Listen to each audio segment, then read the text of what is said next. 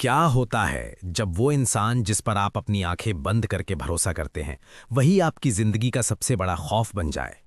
क्या आप सोच सकते हैं कि देश की सुरक्षा की कसम खाने वाला एक सफेद और बेदाग वर्दी पहनने वाला रक्षक अपने ही बुने हुए झूठ के जाल में फंसकर किसी की जान का दुश्मन बन सकता है? क्या एक आम सा दिखने वाला घर, एक साधारण सा फ्रिज अपने अंदर कोई ऐसा राज छिपा सकता है जिसे देखकर अच्छे अच्छों के पसीने छूट जाएं? प्यार, धोखा, पैसों का लालच और फिर एक ऐसा भयानक कदम जिसने पूरे विशाखापट्टनम शहर की रातों की नींद उड़ा दी।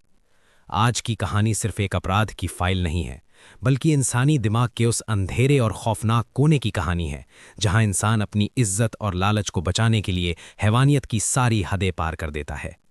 ये कहानी उस खौफनाक घटना की है जिसने एक आम लड़की की जिंदगी हमेशा के लिए बदल दी। कहानी शुरू होती है 29 मार्च 2026 से। ये वो दिन था जब आंध्र प्रदेश के एक बेहद खूबसूरत और शांत शहर विशाखापट्टनम ने ऐसी घटना देखी जिसकी गूंज और डर सालों तक लोगों के दिलों में बसा रहेगा। समंदर की शांत लहरों के लिए मशहूर इस शहर के गाजूवाका इलाके का एलवी नगर, वहां का कीर्ति एनक्लेव फ्लैट नंबर 102, ये जगह इस पूरी कहानी का केंद्र है। यहाँ एक प्रेम कहानी ने एक बहुत ही भयानक और खूनी मोड़ लिया। लेकिन इस फ्लैट के बंद दरवाजे तक पहुंचने से पहले हमें इस कहानी के दोनों मुख्य किरदारों की जिंदगी के पन्नों को पलटना होगा, उनकी जड़ों और मानसिकता को समझना होगा, ताकि हम जान सकें कि एक साधारण सी कहानी इतनी खौफनाक कैसे बन गई। पहला किरदार है चिंताड़ा रविंद्र, उम्र लगभग 29-35 साल। रविंद्र मूल रूप से आंध्र प्रदेश के विजयनगरम जिले के राजम इलाके का रहने वाला था। छोटे और ग्रामीण परिवेश से निकलकर भारतीय नौसेना में टेक्नीशियन या पेटी ऑफिसर के पद तक पहुंचना कोई छोटी बात नहीं थी।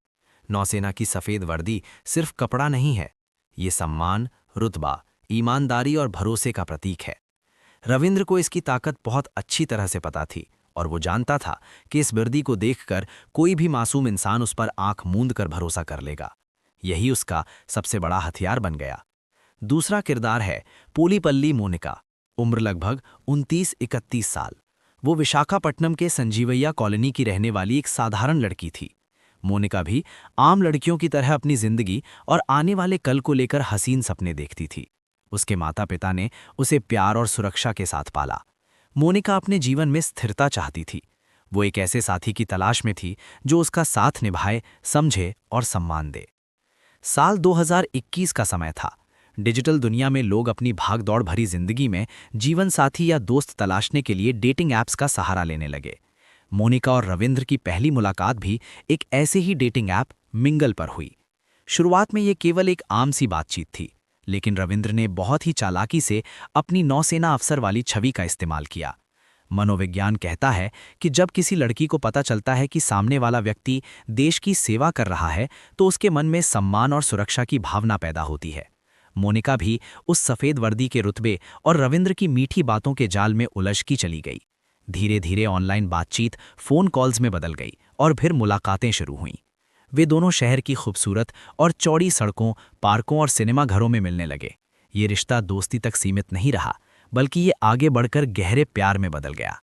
ये कोई महीनों का आकर्षण नहीं था, ये रिश्ता लगभग 3-5 साल तक चला। साल 2021 से 2026 तक का सफ़र उन्होंने एक साथ तय किया। उनके दोस्त और जानने वाले उन्हें पावर कपल कहते थे। दोनों साथ में खुश नजर आते थे और ऐसा लगता था कि वे एक दूसरे के लिए ही बने हैं। रविंद्र ने मोनिका को एक खूबसूरत और मजबूत सपना दिखाया, शादी का सपना, जिसमें दोनों का छोटा सा घर होगा, बच्चे होंगे और जीवन भर का साथ होगा। मोनिका ने रविंद्र के हर वादे को पत्थर की लकीर मान लिया।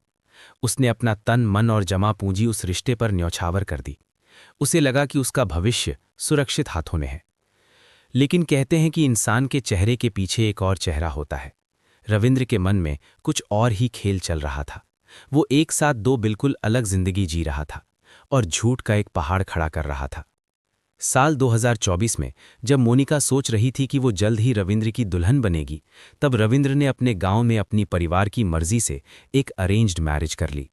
उसकी पत्नी का नाम था श्रीलक्ष्मी। समाज, पंचायत और परिवार की नज़रों में रविंद्र आदर्श बेटा बन गया। उसने अपने माता पिता की पसंद की लड़की से चुपचाप शादी कर ली और परिवार की इज्जत बढ़ा दी। लेकिन सबसे बड़ा धोखा ये था कि शादी के बाद भी उसने मोनिका के साथ अपना रिश्ता नहीं खत्म किया। उसने बहुत ही शातिराना तरीके से दोनों औरतों को एक गहरे धोखे में रखा। वो अपनी पत्नी के साथ अलग और संस्कारी जीवन जी रहा था और वहीं दूसरी तरफ मोनिका के साथ प्रेम प्रसंग भी मज़े से चला रहा था। लेकिन झूठ के पैर नहीं होते, सच अपना रास्ता खुद निकाल ही लेता है। मोनिका को किसी तरह रविंद्र की गुपचुप शादी का पता चला। 3 साल का गहरा प्यार, सारे वादे, भविष्य के सपने, सब कुछ टूट गया। मोनिका ने अपने पैसे वापस मांगने शुरू किए। रविंद्र ने टाल मटोल करना शुरू किया। धीरे धीरे उसका लालची चेहरा मोनिका के सामने आया। मोनिका ने धमकी दी कि अगर पैसे वापस नहीं किए गए तो वो उसकी पत्नी श्रीलक्ष्मी को सब कुछ बताएगी। रविंद्र डर से कांप उठा। उसकी पत्नी हाल ही में बच्चे को जन्म दे चुकी थी। अगर मोनिका ने सच बताया तो परिवार की इज्जत मिट्टी में मिल जाएगी और उसकी नौसेना की नौकरी भी खतरे में पड़ सकती थी। अपने डर से भरे दिमाग ने उसे एक भयानक और शैतानी रास्ता दिखाया। उसने सोचा कि मोनिका को हमेशा के लिए खामोश करना होगा। इंटरनेट से उसने एक धारदार हथियार मंगाया। ये कोई अचानक गुस्से में उठाया कदम नहीं था, बल्कि ठंडे दिमाग से रची गई योजना थी। 29 मार्च 2026 रविंद्र ने मोनिका को अपने फ्लैट में बुलाया। मोनिका उम्मीद कर रही थी कि पैसे लौटाए जाएंगे। दोनों के बीच बहस शुरू हुई। मोनिका अपने पैसे वापस मांग रही थी। रविंद्र डर, लालच और घमंड से अंधा होकर हमला कर दिया। मोनिका की सांसें हमेशा के लिए रुक गईं।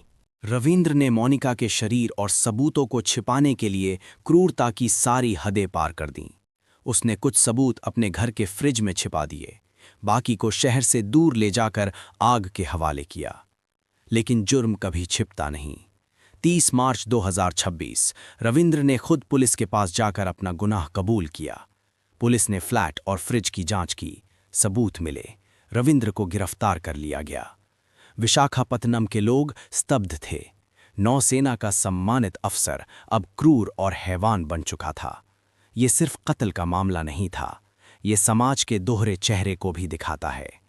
मोनिका ने प्यार किया, भरोसा किया, लेकिन बदले में दर्दनाक मौत मिली।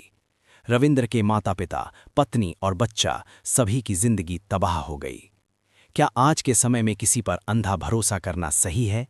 क्या पद और वर्दी इंसान की अच्छाई की गारंटी हो सकती है? इस घटना ने सिखाया, भरोसा करना जरूरी है, लेकिन अंधा भरोसा कभी-कभी जानलेवा साबित हो सकता है। ऐसे ही सच्चे खबरों के लिए हमें सब्सक्राइब और फॉलो जरूर करें।